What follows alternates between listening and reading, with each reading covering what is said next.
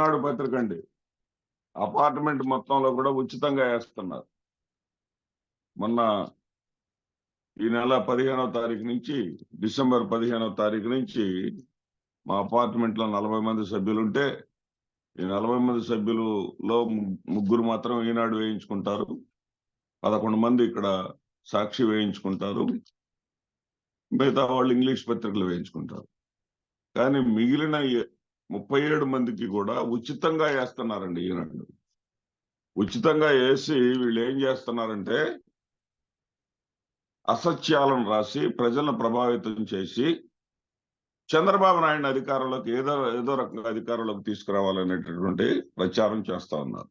ఈ రోజు వీళ్ళు రాసిన వార్తను, ప్రధానమైన వార్తను చూద్దాం. మునుగుతున్న నావ అంటే వైఎస్ఆర్సీపీ మునిగిపోతా ఉంది. వైఎస్ఆర్సీపీని గతంలో ముంచాలని చెప్పేసి, అసలు రాజకీయంగా తెరమరుగు చేయాలని చెప్పేసి 23 కొనుక్కొని వాళ్లలో 4 మంత్రి పదవులు ఇచ్చి జగన్మోహన్ రెడ్డిని శాసన సభలో ఆ 23 చేత బండబూతులు తిట్టించినప్పుడు ఏమన్నా పోయిందా వైఎస్ఆర్సీపీ? ఎక్కడికి పోయింది రామోజీరావు? మీ కళలు ఏమైనా నెరవేరుతాయా? ఆయన విపక్షంలో ఉన్నప్పుడే ఆయనని గెంటి వేయలేకపోయారు. ఆయన అధికారంలోకి వచ్చి ప్రజలకు సాధికారత ఇచ్చి, మహిళలకు సాధికారత ఇచ్చి, బడులను తీర్చిదిద్ది, కార్పొరేట్ వైద్యాన్ని పేదవాడికి దగ్గరగా చేర్చి, మరి ప్లానింగ్ డాక్టర్ ఇంటికి నేరుగా డాక్టర్ వచ్చి అమ్మా ఏమన్నా రోగాలు ఉన్నాయా, ఏమన్నా ఇంట్లో ఏంటి పరిస్థితులు అనేటటువంటి అడిగే స్థితికి పరిపాలన తీసుకొని వచ్చినాక జగన్మోహన్ రెడ్డి ఓడిపోతాడా? మునిగిపోతున్న నావ. దేని మీద మీరు రాశారు? ఇది వైకాపాలో రాజీనామాలు.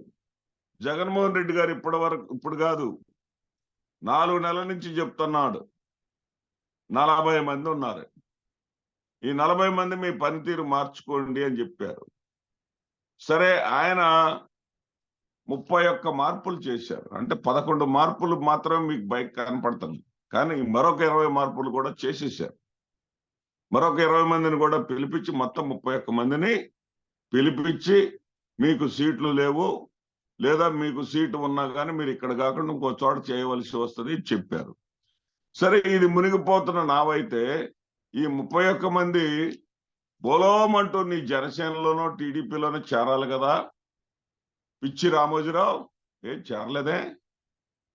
నీవనేదేంటి? అతి సన్నిహితుడైనటువంటి ఆళ్ల రామకృష్ణారెడ్డికి అనేకమైనటువంటి ఆబ్లిగేషన్స్ ఉన్నాయి, అతని కోరికలు ఉన్నాయి. అతని కోరిక ఏంటంటే ఒక్కసారైనా సరే ఎమ్మెల్యే అయిన తర్వాత ఈ రాష్ట్రానికి మంత్రిగా చేయాలన్న కోరిక. ఆ కోరిక తీరలేదు అనేటటువంటి ఆవేదన ఎవరికైనా, మనిషి అన్నాక ఎవరికైనా ఉంటుంది. ఆయన నీకేమన్నా వైకాపా వదిలిపెట్టేసి తెలుగుదేశంలో చేరతానని చెప్పాడా? ఆయనను ప్రత్యక్షంగా నేను కలిశా. అన్నా, నాకెందుకో ఒంటికి సరిపట్టలేదు, నేను వ్యవసాయం చేసుకుంటానని చెప్పాడు. ఆయనకి రాజకీయం సెకండరీ, వ్యవసాయం ప్రైమరీ. ఏం నీ మీద అంత వ్యతిరేకత జగన్మోహన్ రెడ్డి గారి మీద ఉన్న వ్యక్తి అయితే మీ పార్టీలో వచ్చి చేరలేదే? మళ్ళీ ఇంకొక మాట చెప్పావు. ఎవరు భలేవాడిని బలిచావయ్యా? ఎవరు? దగ్గుబాటి వెంకటేశ్వరరావు గారు. నాకు గౌరవం ఆయనంటే స్నేహితుడిగా. కానీ ఆయన గెలవకపోవటమే మంచిదైందంట. గెలిచుంటే రోడ్ల మీద తిరగలేకపోయేవాడంట. అది ఎవరి కోసం చెబుతున్నాడో, ఎందుకోసం చెబుతున్నాడో. దశాబ్దాలుగా కలవనటువంటి చంద్రబాబు నాయుడుని నువ్వు బ్రోకరేజ్ చేసి కలిపిందే కదా వాళ్ళిద్దరిని. రామోజీ, నువ్వు బ్రోకరేజ్ చేసే కదా కలిపింది వాళ్ళిద్దరిని. మంత్రి పదవి ఇస్తామన్నారు, షరతులు పెట్టారు. షరతులు నేను అంగీకరించక మంత్రి పదవి తీసుకోలేదు, ఓడిపోయినా కానీ నాకు మంత్రి పదవి ఇస్తామన్నారు అన్నాడు. ఇంక పెట్టిన షరతులు ఏంటంటే, మీ నాటకాలు జగన్మోహన్ రెడ్డి దగ్గర చెల్లవు. భార్య బీజేపీలో, నేను తెలుగుదేశంలో ఉంటానంటే నాటకాలు ఆయన దగ్గర చెల్లవు. ఆయన ఏమన్నాడంటే, నీవు ఆమె కూడా భారతీయ జనతా పార్టీని వదిలేసి తెలుగుదేశం పార్టీతో అక్రమ సంబంధం, భారతీయ జనతా పార్టీతో సక్రమ సంబంధం ఇవన్నీ వదిలేసుకొని వైసీపీలోనే ఉంటాము అంటే మీరు రండి అన్నాడు కండిషన్. ఏ నాయకుడైనా పెడతాడయా కండిషన్? ఇక వంశీ సంగతి రాశావు. ఏం రాశావు వంశీ సంగతి? ఆయన వంశీ 2009లో ప్రజారాజ్యం తరపున ఎమ్మెల్యేగా పోటీ చేసి ఓడిపోయాడు. 2014లో జగన్మోహన్ రెడ్డి గారు టికెట్ ఇచ్చినా గానీ ఓడిపోయాడు. ప్రజాక్షేత్రంలో గెలవలేవు వంశీ నువ్వు అని ఆయన ఎమ్మెల్సీగా చేశాడు. కాకపోతే అతని కోరిక ఏంటంటే విశాఖ తూర్పు నియోజకవర్గం నుంచి ఎమ్మెల్యేగా కంటెస్ట్ చేయాలనేటటువంటి కోరికలు ఉండొచ్చు. ఆ కోరికల్లో సాధ్యాసాధ్యాలు నాయకుడికే తెలుస్తాయి రామోజీ. నీ వల్ల కాదు వంశీ. నీకు మరో 3 ఏళ్ల పాటు ఎమ్మెల్సీ ఉంది కాబట్టి నువ్వు తొందరపడాల్సిన పని లేదు. నీవు ఎమ్మెల్సీ ఎన్నికల్లో గెలవలేవు, ఎమ్మెల్యే ఎన్నికల్లో నువ్వు గెలవలేవు. ఇప్పటికే యాదవ సామాజిక వర్గానికి చెందిన చెందినటువంటి వ్యక్తికి మరి రామచంద్ర యాదవ్కి గాజువాకలో సీట్ ఇచ్చున్నాం కాబట్టి కుల సమీకరణాలు కొంత ఇబ్బందులు ఉన్నాయి, సర్దుకోమని చెప్తే అతను ఏదో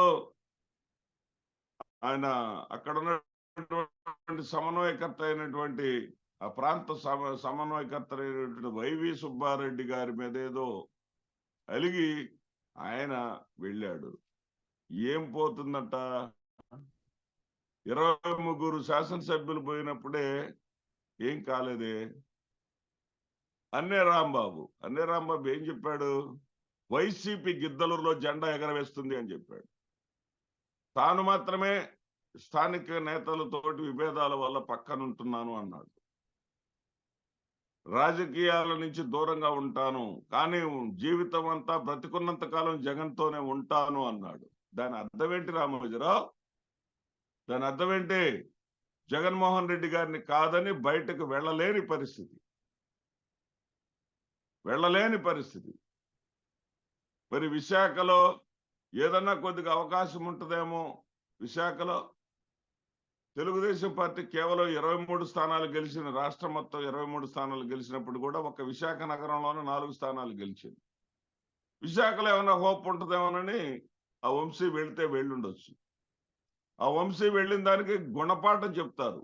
వైసీపీని వదిలిపెట్టి వెళ్ళిన వాళ్ళు ఏ గతి పట్టారో, ఏ స్థాయిలో ఉండారో ఈ రాష్ట్ర ప్రజలందరికీ తెలుసు, నాయకులు కూడా తెలుసు. 23 వైసీపీని వదిలిపెట్టి వెళితే 22 మంది బకెట్ తన్నారు. 22 మంది రాజకీయాల్లో ఎక్కడున్నారో ఏం చేస్తున్నారో కూడా తెలియనటువంటి పరిస్థితి. ఒక గొట్టిపాటి బుజ్జి మాత్రమే కొద్దిపాటి మెజార్టీతో బయటపడ్డాడు. ఇంకెవరు లేరే.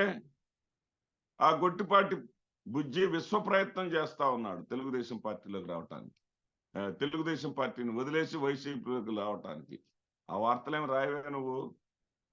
జగన్మోహన్ రెడ్డి గారు గేట్లు తెరిస్తే నాకు పక్క పార్టీ వాళ్ళు వద్దు, పక్క పార్టీ వాళ్ళు రావాలంటే పార్టీ శాసనసభ సభ్యత్వానికి రాజీనామా చేసి మాత్రమే రావాలి అని శాసనసభ ఏర్పడిన నాడే చెప్పి ఉండకపోతే అసలు తెలుగుదేశం పార్టీలో ఎవరైనా ఉండేవాళ్ళ? తెలుగుదేశం పార్టీ నుంచి 4 బయటకు పోయినంత మాత్రాన తెలుగుదేశం పార్టీ ఏమైనా ఇప్పుడు అడ్రస్ లేకుండా పోయిందా? ఏం వార్తలు రాస్తావయ్యా నువ్వు? ఏం వార్తలు రాస్తావు నువ్వు? నీ తప్పుడు వార్తలు, నీ పత్రిక, నీ సహపత్రిక అయినటువంటి చంద్రజ్యోతి లేదా ఆంధ్రజ్యోతి, మీ ఇద్దరే వైఎస్ఆర్సీపీని మళ్ళీ అధికారంలోకి తీసుకురాబోతా ఉన్నారు. ఎందుకంటే మీరు రాసేటటువంటి అసత్యపు వార్తలు చూసి ప్రజలు అసహ్యించుకుంటా ఉన్నారు. మీరు లేపేటటువంటి గబ్బు చూసి ముక్కు మూసుకుంటున్నారు. మరి మీరు రాసేటటువంటి చండాలాన్ని చూసి చంద్రబాబును సైతం పాతాళానికి తొక్కేయాలని చెప్పేసి వాళ్ళు నిర్ణయించుకున్నారు. ఇది వాస్తవం.